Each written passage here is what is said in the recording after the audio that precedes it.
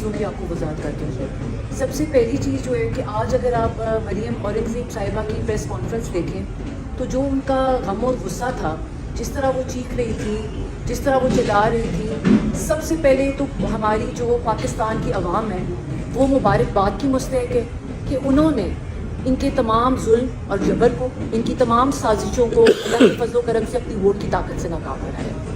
اس کے بعد جو ایک امپورٹنٹ بات جس سے انہوں نے شروع کی اپنی پریس کانفرنس وہ ہے حلقہ 49، جہاں سے میرے والد میجر طاہر صادق صاحب جو ہے وہ 65,000 کی لیڈ سے وہ سیٹ جیت چکے ہیں. اب وہ جو بات کہہ رہی تھی یا تو انہوں نے ہوم ورک نہیں کیا ہوا تھا یا انہیں سمجھ نہیں تھی.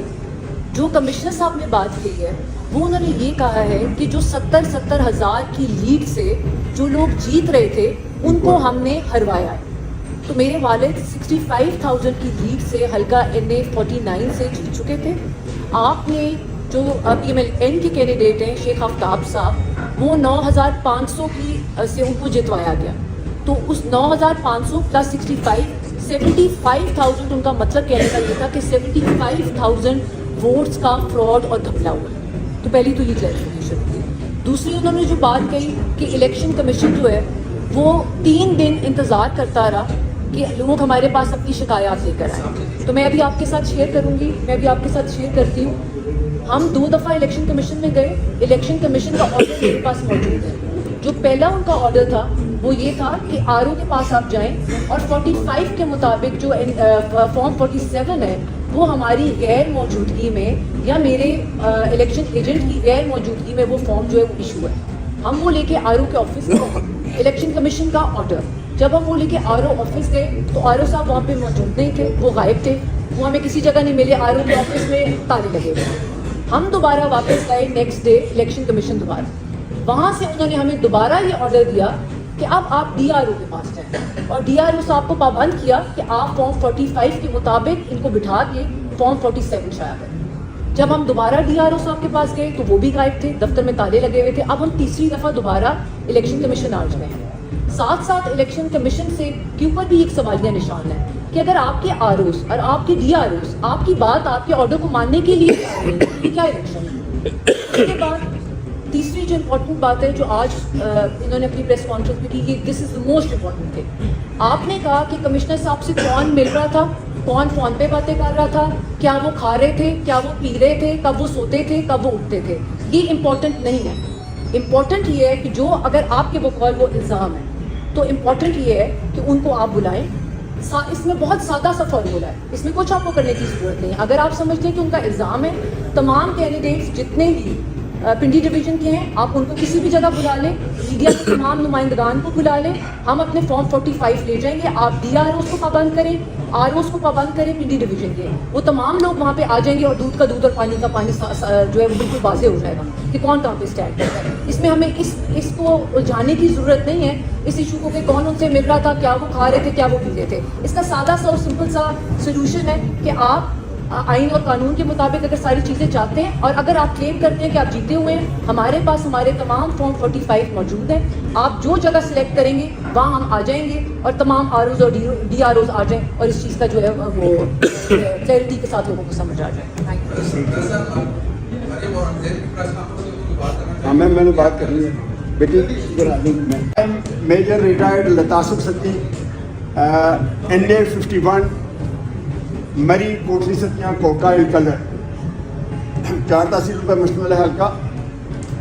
میرے بھائی یہ اللہ تعالیٰ کی کرم نوازی ہے، جیسے بزرگوں نے بتایا کہ اس چٹھا صاحب کا، لیاقت چٹھا جو ہیں کمشنر، ان کا ضمیر جاگ اٹھا اور انہوں نے وہ سارا سلسلہ جو ہے وہ سامنے کر دیا جو کہ ہم سے چھپا کے اس کے اوپر بہت بڑی واردات ہو رہی تھی.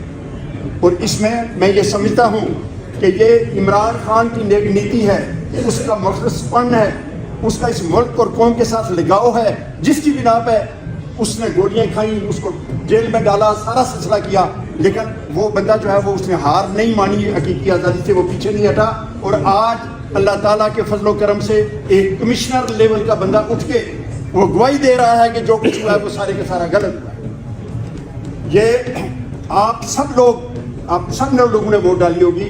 میں عمران خان کی طرف سے آپ سب لوگوں کا شکریہ ادا کرتا ہوں کہ جس جوش سے، جس جذبے سے जिस तरीके से आप लोगों ने इस दफ़ा वोट डाल के इनका तिया पंजा कर दिया, इससे पहले इसकी कोई मिसाल नहीं है।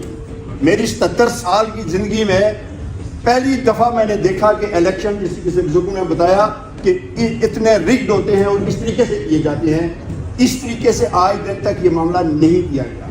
उस रिगिंग में बहुत सारी चीज़ें इन्वॉल्व थी, मैं अगर उसकी डिटेल में जाऊँ तो वो आपका और टाइम ज़ाया होगा।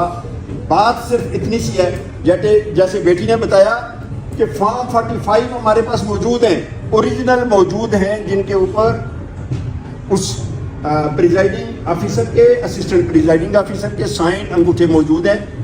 वहाँ पे जो एजेंट हमारे बैठे थे उनके साइन मौजूद हैं, ओरिजिनल हमारे पास मौजूद हैं।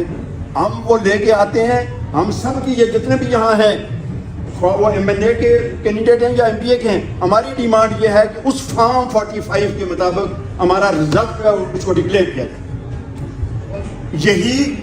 यही हमारा हक बनता है और यही उसके फ़राइज़ में शामिल है कि उन्होंने जो हरफ उठाया हुआ है उस हरफ की वो पासदारी नहीं कर रहे।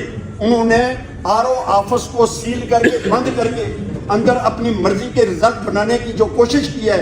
मैंने तो अपने RO के खिलाफ मैं FIR कटवाने के लिए चला गया, 2 जगहों से वो होके नहीं हुई, तो फिर मैं जो है ना वो 22A के तहत गया। मामला इन प्रोसेस है, मैं उसको छोड़ूंगा नहीं, किसी सूरत में नहीं छोड़ूंगा, मैं भी फौजी आदमी हूँ। लेकिन ये मामला जो है, जो कुछ हो रहा है, ये टोटली गलत हो रहा है। इससे पहले ये आवाम का पैसा लूटते रहे, आज इन्होंने आवाम का मैंडेट लूटा है। नहीं लूटने देंगे हम इसको, इंशाल्लाह किसी सूरत में नहीं लूटने देंगे। और ये कमिश्नर साहब ने जो बात कही है, ये 100% ठीक है। कमिश्नर के नीचे DC DRO है, उसके बाद ROs जो हैं वो उसके अंडर कमांड है। वो जाके अगर अटक में जो है ना वो पोलिंग स्टेशन को विजिट करता है और देखता है कि क्या हो रहा है क्या नहीं हो रहा, और उसकी ये अथॉरिटी नहीं है कि वो नीचे उन लोगों को आर्डर दे के आप सही काम करें। उसने जब ये आर्डर नहीं दिया और वो काम होता रहा, तो आखिर अल्लाह ताला ने करम किया और उसका ज़मीर जाग उठा और वो बोल पड़ा। जब वो बोल पड़ा तो उसके मुताबिक अभी इस मामले को किसी सूरत में नहीं छोड़ेंगे। जैसे इन्होंने डिसाइड किया कि मंडे को जो है हम इलेक्शन कमिश्नर ऑफिस जाएंगे, अगर वो बात मान गए तो ठीक, अगर ना माने तो हम आखिरी हद तक जाएंगे और अपना हक जो है हम लेके रहेंगे।